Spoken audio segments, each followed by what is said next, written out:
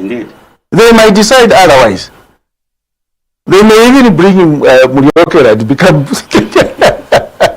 So you see, these are issues. For me, there is nothing to celebrate. That means that if you celebrate, that means that you are fearing that particular person.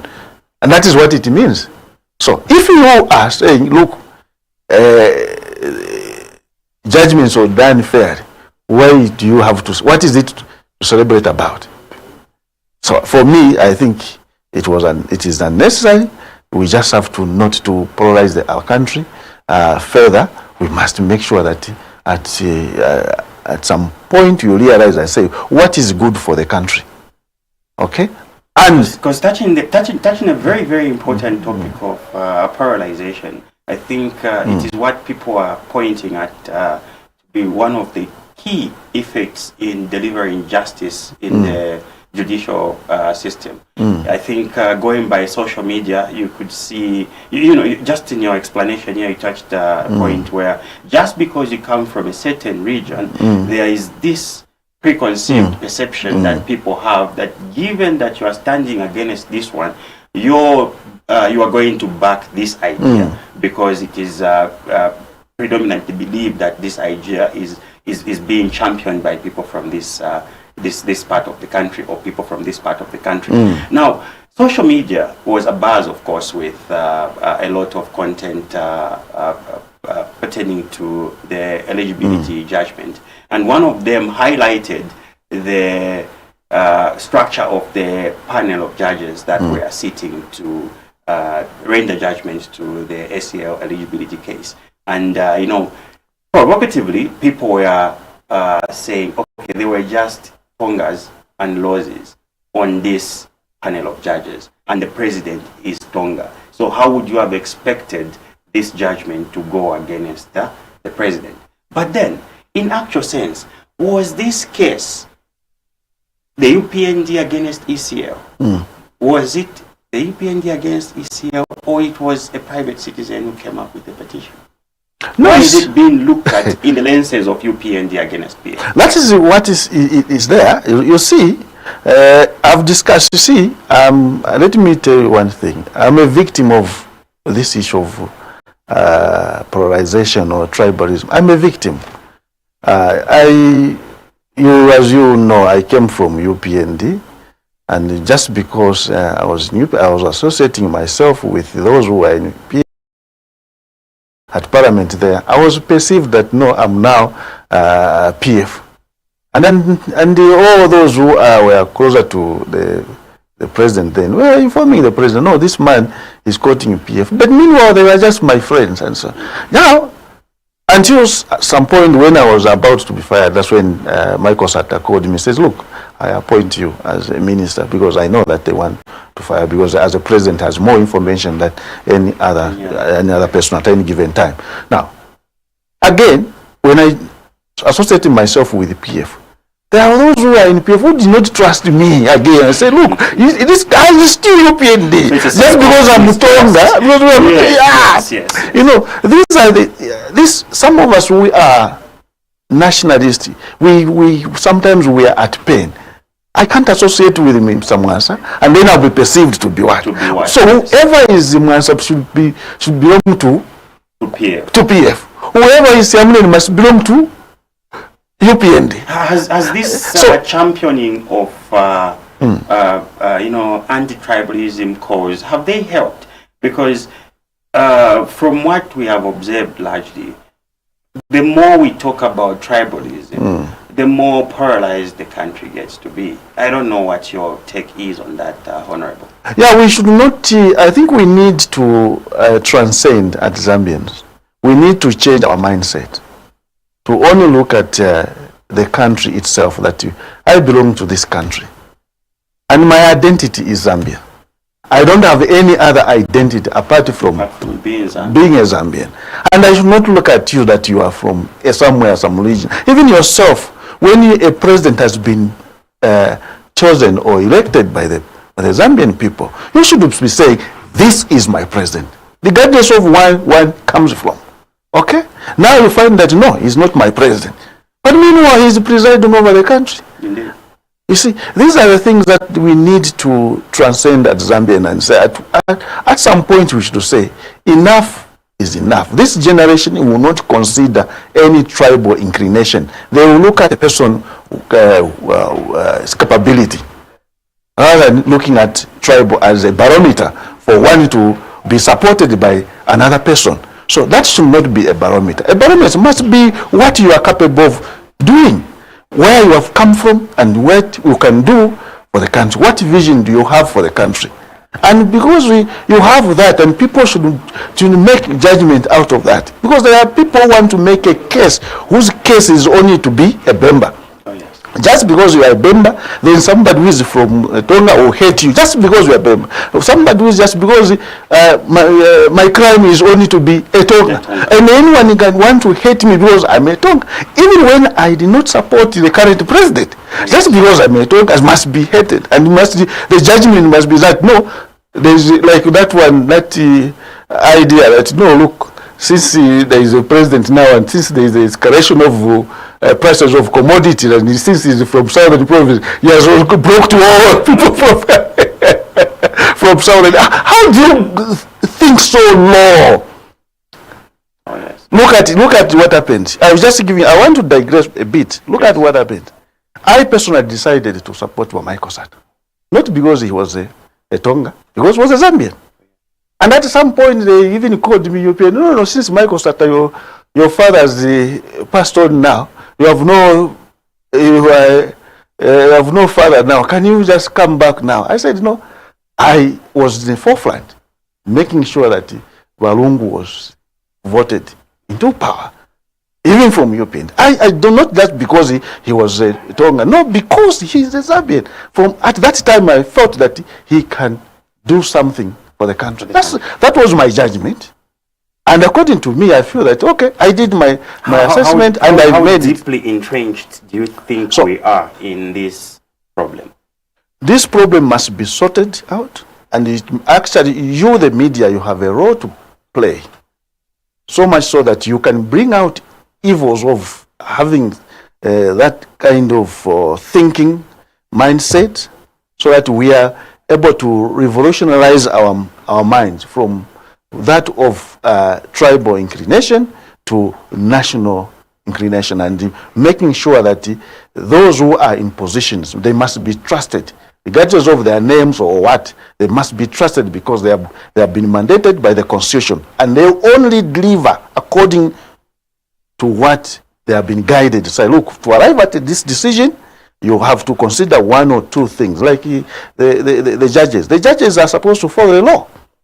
So they are supposed to look at what does the law say. The law says this and this and this. And you can't have a situation where this law, this regime, the judgment was this, then another regime, the judgment is this, the same country. Then you have to know that there must be wrong somewhere. Don't go to those issues, the peripheral, those issues of the judgment and that. Let's go back to where the problem is and see where the problem. Otherwise, there will always be leakage. Yeah? If you want to seal the leakage, and then the water is coming through the ceiling board. Yes, ceiling board. And then you are mending the ceiling board. Are you going? You will not solve the situation. Why can't you go on top where the water is coming from and seal there? And then you find that the water dropping on the ceiling board will not be there. So in this case now, we must learn from these happenings and say that, okay, fine. What is it that we can do right now to avoid such occurrence in the near future? And that is what we should do here. That's what the Zambian people should demand from those who want to save them. Say, tell us, we have had these problems, 1, 2, 3, economic problems, social problems, and other problems that the Zambian people are facing. What is it that you are going to do different from this, what is happening? There must be that identification. And this must be done by the voters themselves. They should demand something. Indeed, Honorable. Now that finally the curtain of justice has closed on the eligibility case for Edgar Chagwa Lungu, looking forward, Of course, we will not be debating Edgar Changwaluju's LGBT case. It's been there all this while. Looking forward, what is your vision of democracy, politics in Zambia, starting from today? I think we need to learn from what has happened and open another chapter. All is not lost. Okay? Of course, my president, President Lungu, you know, I served under him. I still have respect, I should know. Yes. And I will not lose that. Even when you come with, I will not insult him. I will not say anything against him because I still consider him as my boss. And the other side also, President Haka was my boss. That time he adopted me as a member of parliament for Snazong. So in this case, for me, is that I've always been an advocate for the country first. The country first. The issue here is those who have supported Balungu and those who have is look at now, what does the country need? Let's do something that we can help our country, that we can heal the bleeding that is happening in the country. Because that should be our focus right now. Going forward, we must focus on the issues that how do we heal our country? How do we make sure that the country is united? The country moves forward. That is the thing that we should look at. Yes, the judgment has been passed, and what do we do now is to open a new chapter and see how best we can save our country. And I know, I don't want to speak on behalf of the president, the former president. He has his personal view and ideas how he wants to conduct himself. But for me, I think that the country itself must heal from all these things that is happening. There are so many problems that this country is facing with. So you find that the energies will be diverted towards settling political scores and so on and so forth, disregarding what is central in the lives of the people. What they want now, they want their government to give them all the necessities of their life in terms of economic and the social issues that the majority, the Zambian people wants to have. So this is where they should channel their energies. Let's put them forget about that. Let them deliver what they promised the Zambian people. We all want them to deliver. But if they don't deliver, that's why we are saying, we have Zambia we want. Okay? We have Zambia we want. We shall come in and say, look, we don't want to dwell in the yes, we have had the past. The past will teach us what to do right now. It's just a lesson that we are learning from the past. But the past will not hold us. If you are not careful, the past will hold you in bondage for a long haul. If you don't realize that I'm getting in trouble. So look at the future. The future is good. The future is... Our immediate future, Honorable, is gearing up for political campaigns as 2026. Get to 2026. Yes, is where people have cast their eye right now. The UPND government has been in power for about 3 years now, and what remains now, according to most analysts, is them winding up on the assignment for the 5-year mandate that they were given. In your own view, in your expert analysis as a seasoned politician, a seasoned government official, served at a very high portfolio, do you think the UPND government has done enough to convince the people on what they had promised them when they were ushered into... No, to convince the people to vote them back, I think according to the promises, they still have a job to do. How they are going to do it, I don't know, because I'm speaking from objective point of view. I interact with the people in Kanyama, in Tendere, and everywhere. And the people are, of course, they're still complaining about, because they don't know, people don't know about these figures and what the people want. They want prices of essential commodities to be an affordable prices and affordable rates. That's what they are looking for. And that's the issue is that the economy is not doing the way it's supposed to. In essence, what is the biggest cry of a Zambian? The biggest, there are two issues. It's political issue and economic issue. Political issue is that we have to deal with our institutions of governance. We have to make sure that, as I've said, that the judiciary should be independent, parliament should be independent, all the three arms of government must be independent. And those other organizations that deals with the public life, say for example, an anti-corruption commission. Anti-corruption commission should be looked into and must make sure that it is independent, in the sense that it is not only dealing with those who are outside power. It must deal with those who are inside power. Now, in order for them to have a few of those who are in power, okay, in order to pursue those who are in power, if there is some element of corruption, they should not seek authority from executive. They should just move in and arrest those who are doing the wrong things. Now, in this case, they have to seek. In the past government, they have been seeking authority from the executive or from the president. We have found this person to be corrupt. What do? So, in order, it is because once somebody is found to be corrupt and belongs to a political party, and belongs to a political party of that political party that is in power. Now, you see, the president may say, look, if you do this, then it means that we will lose credibility ourselves as a party. Now, you remember that this party is the one that has appointed you to be what you are right now. Imagine if we lose power, what will happen to you? These who are coming in, they will also dismiss you and you lose your job. So what do? Make a decision. Now, a poor man somewhere, a lady there, says, look, what do I do now here?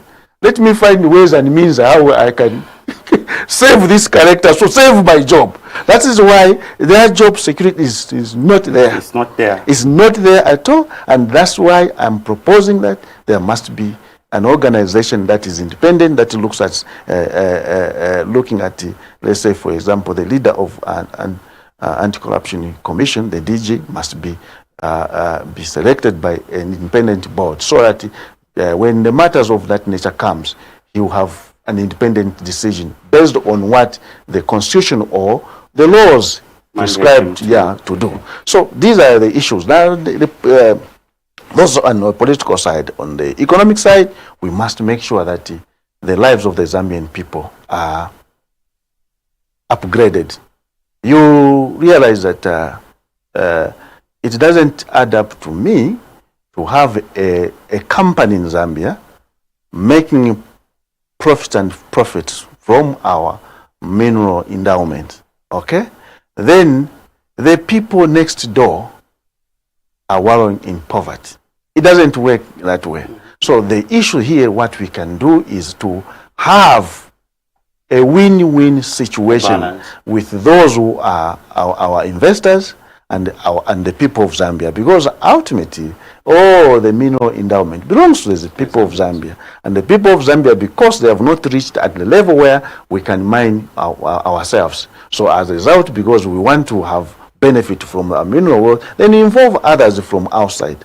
Now, those who are coming in must have that sense that, look, these endowments or mineral endowment or other natural resources belongs to this country, and this country is the people of Zambia. How do we make sure that they also benefit? Okay, they must have that sense, that human sense. Okay, and even those who are in government must have that sense to say we are here for the people of Zambia. And then we must negotiate. Yes, we must negotiate. When we are negotiating these deals, the lives of the Zambian people must lie central in all your decision-making processes. I think that is what we should do in order for this country to move. Otherwise, we will be crying day in, day out because we are living something. Thank you very much, Honorable. Yeah. Well, viewers, there you go. We are discussing national matters on Millennium Tonight. Our guest on the program tonight is former Defense Minister, Honorable Richros Yamunene. Please join us on 07708137228 on a hotline so that we can be live and interactive on Millennium Tonight. Honorable, there have been views from the public and indeed in other private caucuses where people are meeting to say that this government has intensified its clampdown on dissent. When people are trying to express divergent views, opinions on matters, they have been met by the harshness of either the police or other security wings have moved in to either disturb their gatherings, or in recent times we saw what happened at the cathedral where the Archbishop was barred from entering his own cathedral at the time they wanted to hold the memorial service for the late Michael Chilufya Sata. What's your take on dissent, on clampdown on dissent in Zambia? Is it a fallacy or is it something that is really happening? Well, I will take you back because that is what I have identified. And the issue here, that it emanates from one source. Okay, all these problems, they emanate from one area where there is a problem. We must deal with that one. Because I've talked about independence of institutions of good governance. Those institutions that are mandated to look at public life, they are not independent enough. If that, if what happened there, if the police were, they have some degree of independence in their discharge of their duties, okay, they would have weighed, say, look, the law states that there are human rights there. There is rights for the people to gather in a manner that they want to gather, because you cannot go to Kasam and disperse the people. You cannot go to what, unless there is a threat of some kind which is perceived. But for that case, if you are just going to pray, why should another organization come? So we are looking at the lives of the people. Now, if the police have guidelines in which they can operate without influence from another person to order them and say, you go and disrupt that meeting, okay? They know that if a police, for example, I'm just giving an example. If a police has been given a guideline in which to operate, in which to discharge their duties, okay? And then they happen to have done something wrong, even if the Constitution states this or the laws governing their conduct states something else, they know that. And then you will have an independent judiciary, okay? The police will be very careful to say, what does the law say in terms of dispersing these people? If they discover that, no, the law says something else, and then they are being instructed by an individual who is terminated to act in a manner that contrary to what the law states, they will think twice and say, no, look, I will be alone in court, because this person can sue me in my private capacity for misconduct, because I've conducted outside the ambit of the law. Then you find that they will not act in that manner. Okay? They will act according to what they have been given. Okay? Now, all thing comes from having these institutions. Okay? Having these institutions independent enough, but of course, guide them how they are supposed to operate. Because you cannot say, okay, they must be independent and then without guiding them. They must be guided, and there must be penalties if one acts outside the law. They must also, it must affect me as an individual. Now, what is happening in Zambia is that even when I do something wrong, because I was acting on behalf of the government, then I'm not liable. I'm free, and then you have this consent judgment that will be signed because somebody acted. Meanwhile, the one who pointed the gun, you know that person. Why can't he be affected? As opposed to affect somebody who is a shifunabuli, innocent person being affected, his money goes to an individual. So these are things that we need to consider as a country. We are looking at peripheral issues that do not help us going forward. Why can't we deal with the issues that are going to guide the people, how they are supposed to operate, so that those who are going to do certain things when they are in government, there must be liable individually or personally. They must answer their misconduct, other than to get money from government, innocent, and that money that you are getting from government, it belongs to all of us. It belongs to those kids who are in Shangom, those kids who are in Chifindaki. So it belongs to those. It belongs to those people in Ndumwezi, and they have no desks. If that money comes to me, say for example, I'm paid. Okay, I'm paid 1.5 million kwacha. If you take that money and chief in our tweak, how many schools are you going to build? How many souls are you going to save? I think these are the things that we need to consider as human beings. Honorable, if we don't arrest the situation as you suggest, if this cycle continues, are we seeing a possibility of more consent judgments as governments change power? It is coming. Because how many people have been arrested? That is where I'm getting. And if, for example, the way it has happened now, if those arrested now, UPN loses power, whatever time that you lose, and those people now, okay, they win, and those where they belong, what I'm going to do is to, UPN signed the consent judgment, and now us we were also pointed gun by these policemen, and I was arrested and I was detained, this and this, all these things. Now it means that how much money will go to these people, politician, for unlawful detention or other issues. So meaning that a huge chunk of the money which is meant to save different or to save those who are underprivileged, to extract something from our rural areas. Why are we entertaining laws that in the long term are milking our national coffers? That's why I'm saying there is a lot of porousness in our legal system, in our laws that we have, because the politicians find room to maneuver around and find some, maybe we use I don't want to use these Latin words, lacuna. They find lacuna somewhere. Lacunas are identified. There's a loophole there. Then I can do this. Then the law, I'm protected by the law. Because you find a loophole there in the law, and then you say the law again will protect me from my wrong decision, which has benefited me personally as it's an issue of morality in a nutshell. Because if morality has been eroded, what do? You put laws now to guide the people what to do. So because the laws are being used in looting.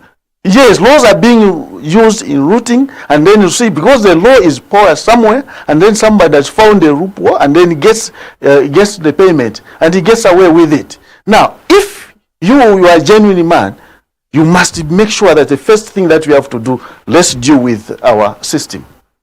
Let's make sure that our system are tight enough for future occurrences, so much so that they will have not to deal with it. They will have not to pay themselves these consent judgment amounts to those politicians and close it to make sure that that should not happen. And how does it happen? If anyone does something wrong and outside the law, any policeman, anyone, even a judge makes a ruling that is outside the law, and that there must be some penalty for those people wrongdoers. So much so that those people, once they know that they are going to be held liable for their misconduct, they will make sure that they do things according to the law. So that is what we are saying, and that is what we are trying to bring and to sell to the Zambian people as Zambia we want. Look, we have identified this problem. And this problem can only be resolved by people who are honest with their country and say enough is enough, we have done wrong things, we have not progressed. It's not that this country is poor, Mr. Mwans. It's not that this country is poor.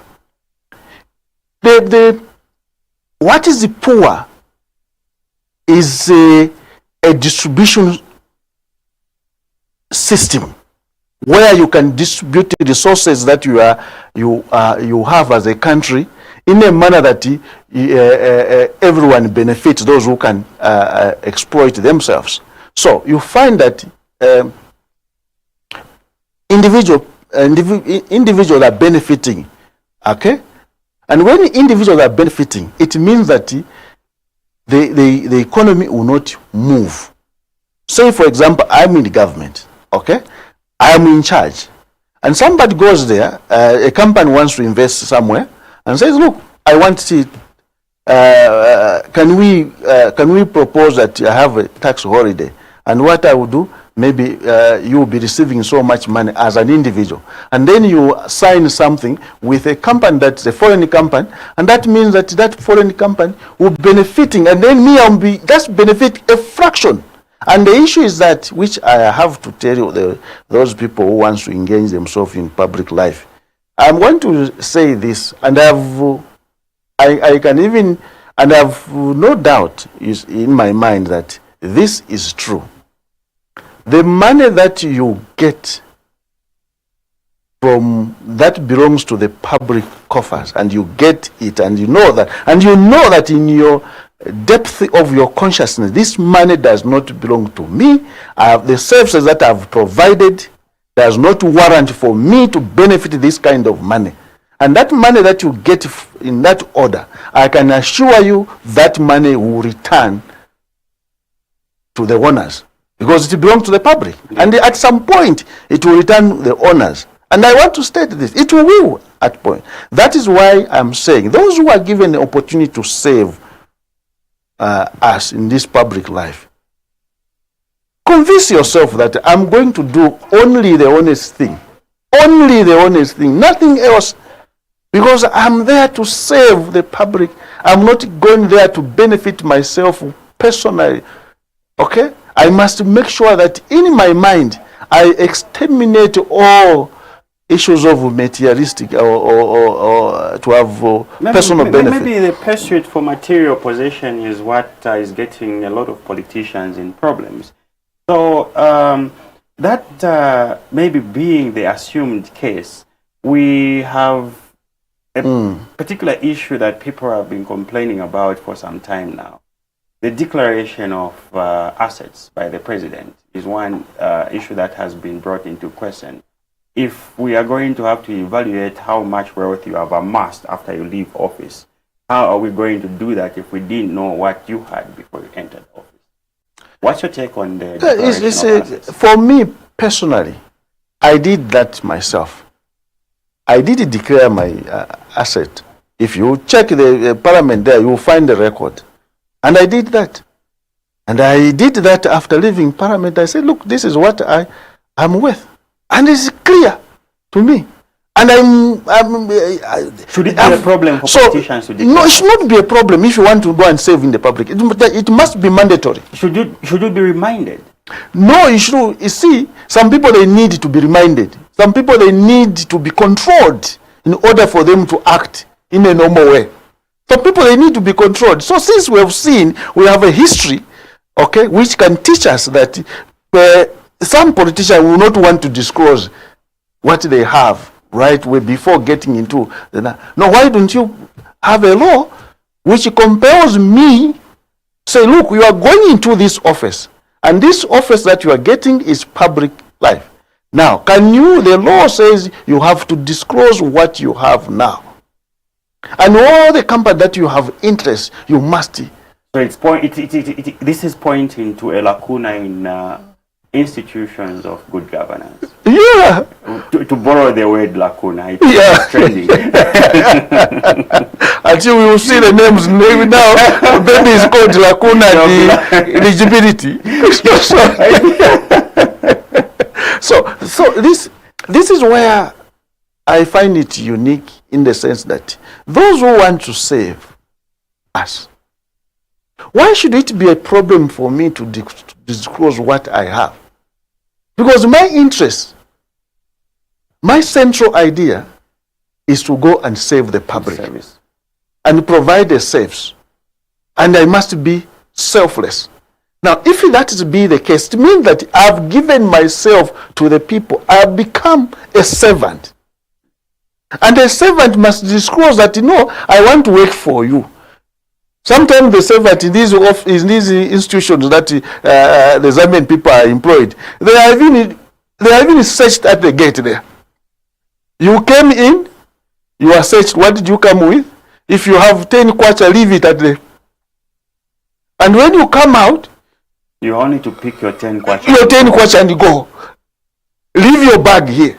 Why should it not be like that in the politician that before they enter the office? Why have we given politicians so much leverage, so much room to maneuver, that we know we are placing them where it is very strategic and there will be temptations for them, because others who are coming from a modest background and therein they find themselves managing resources probably for the entire country, and it's overwhelming, it's tempting.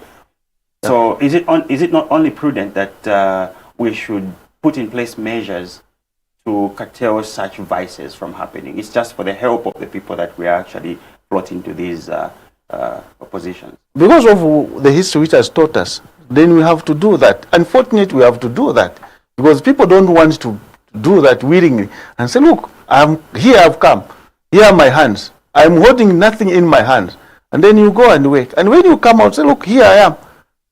You do whatever you can do, and then even when you are given whatever you are doing, you say, look, I'm doing this. This is for myself, because it's separate from your private and the public.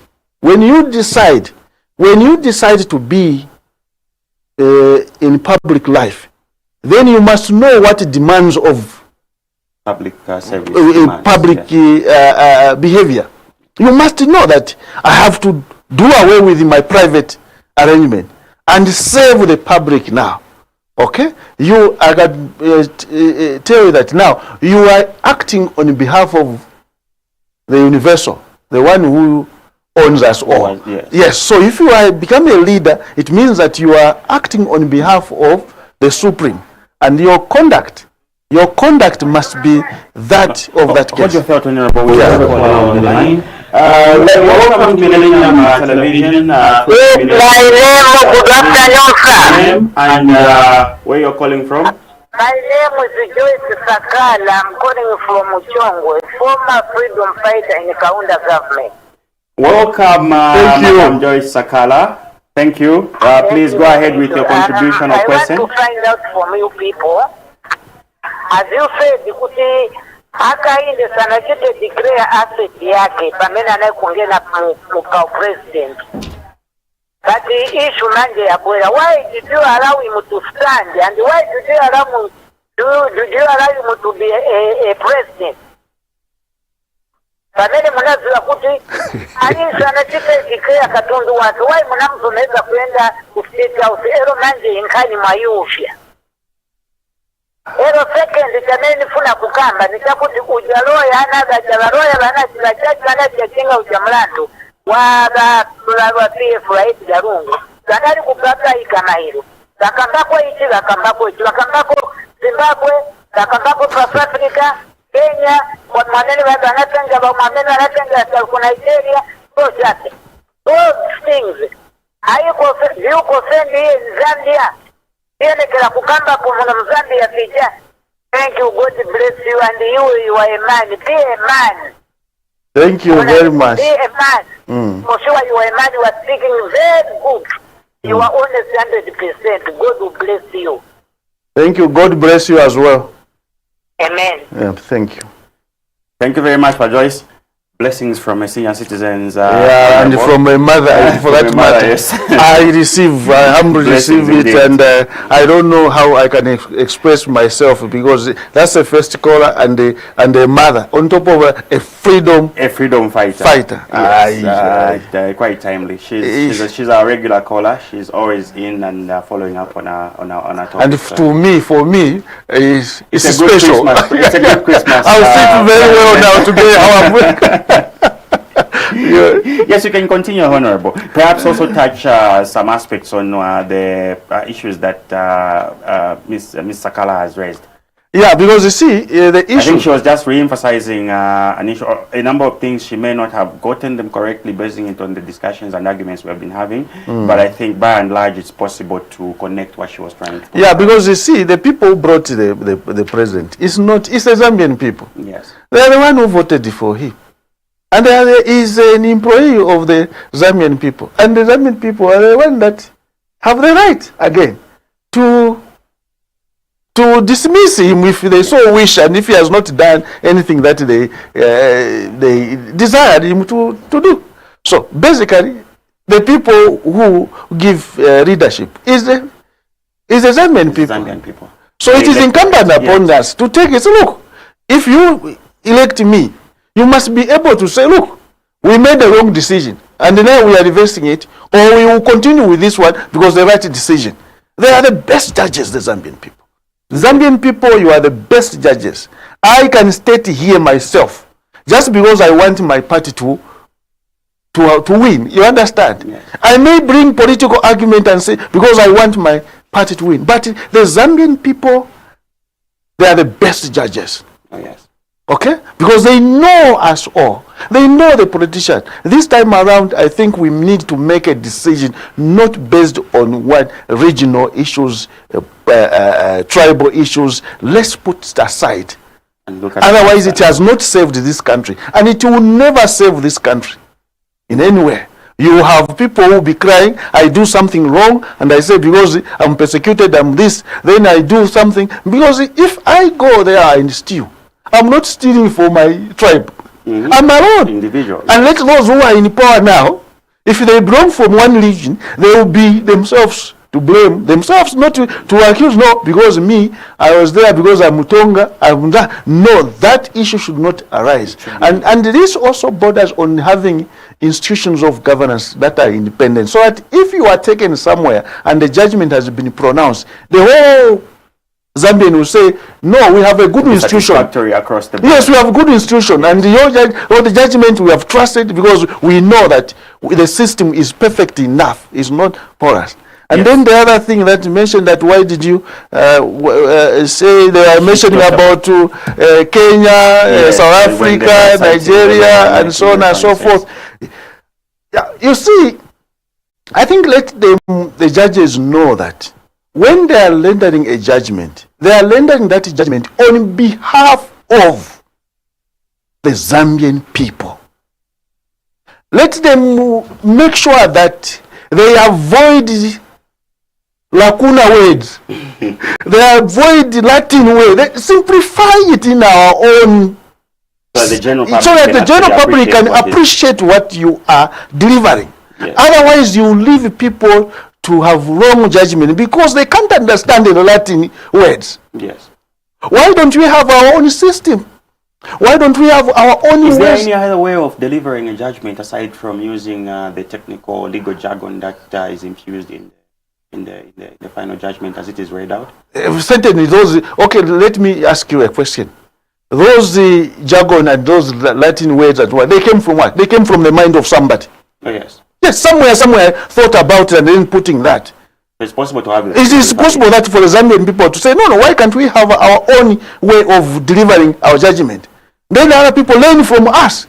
Yes, Honorable. In the interest of time, Honorable, I want us to touch on one other aspect that is of paramount importance, particularly to our community, our society, Zambia.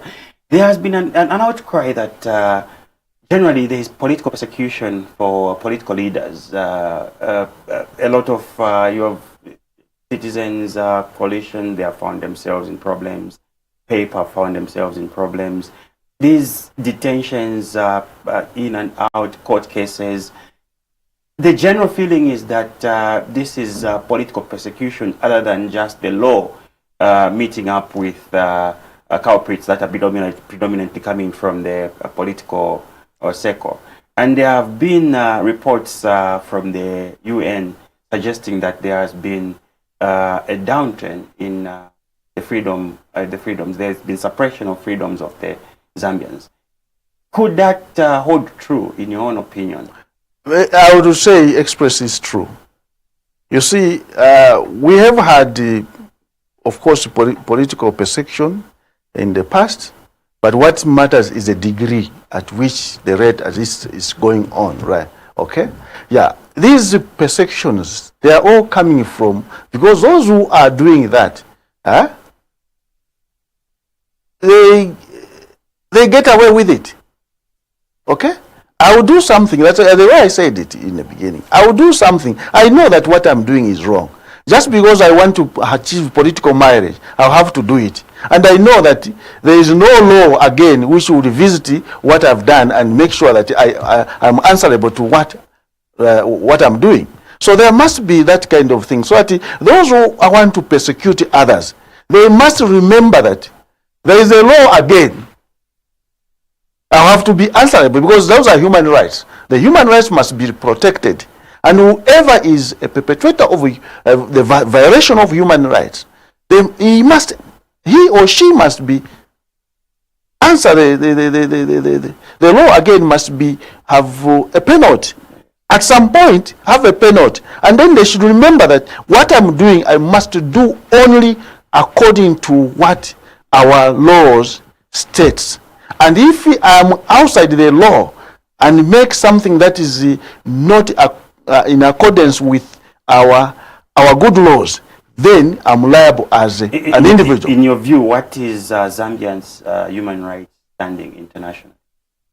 Yeah, because it's obviously, you see, these people who come, they give us the index. It's true that there is a lot of violation, and I can state that without going into details, that we are standing on the grounds that requires immediate remedial measures. We need, in order for us to respect the human rights, because we take political achievement, political or political objective, and belittle the human rights issues. So as long as I can achieve it, my political objective, it's right, even when I've violated the right of others.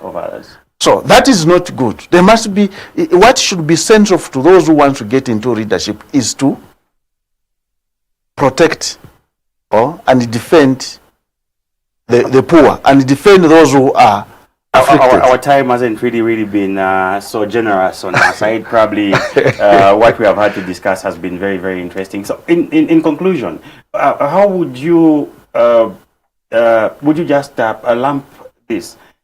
What is your outlook in terms of human rights violations or protection or adherence going forward as we go towards the 2026 elections?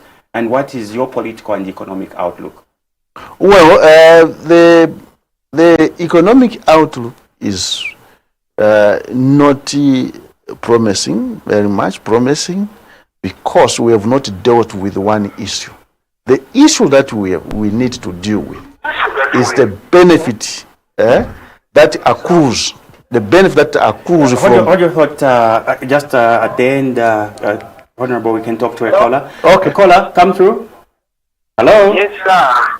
How are you? Fairly well. Your name and where you're calling from, sir? Yes, this is Speak up, sir. Oh. Would you kindly speak up? We can hear you, but you're rather faint. Yes, this is the Pastor Chibi within Lusaka West. Go ahead, Pastor, with your question or contribution. Yes, my contribution is this. Mulelanda buyo sana fetwe from Mulelanda sionse. Then echo isha ufire buyo yesterday kuri ba minister ba information minister ba Cornelius bali basana fast ya sana fast the power bafika bale ile twase ruling judgment agenda bene bapanga press briefing ya within a second party tabati lebo yaba minister tabati lebo na ukiapa no bale fa kwati sibalo ila ko all 5 days all 1 week so at least data no ba shibali sana what are you sana why sana fast ile kwate kwa the judgment agenda wako press briefing takwaba so awe Preto Dramandi backing about President Vesu, Edgar Lungu, Namchabi, Takuri celebration, abantu bale celebrate, Twamuponya Panoma. Kati bateka nesana. Twatera sana ba pastor. Mkwai, twatashanga sibachita wind up mkwai. Napusha mkwai gofi. Shishima mkwai wa pastor. Honorable. We were actually winding up. Our technician accommodated the caller quite late. Yes. So please, you can continue from where we left from. I think since we are winding up, I want to ask the Zambian people.